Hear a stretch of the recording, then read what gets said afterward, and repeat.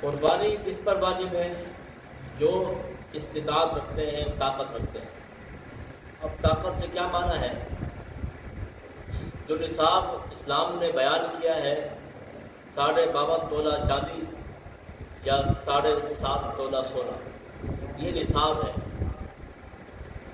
قربانی اور زکوٰۃ میں فرق یہ ہے، زکوٰۃ کے لیے سال گزرنا ضروری ہوتا ہے، لیکن قربانی کے لیے سال گزرنا ضروری نہیں ہوتا، بلکہ اگر ان ایام میں بھی کسی کے پاس اتنا مال آ جائے تو 52.5 تولہ چاندی کے برابر ہو، 1 تولہ تقریباً 3,500 روپے کا، تو 1,80,000 تقریباً بنتے ہیں۔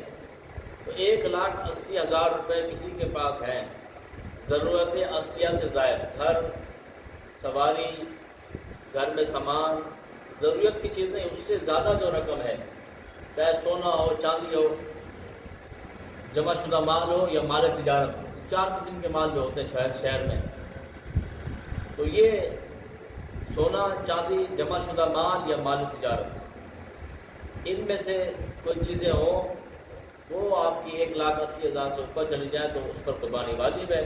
اب وہ اگرچہ بکرا کر لے یا پھر 7 حصوں میں سے ایک حصہ لے لے۔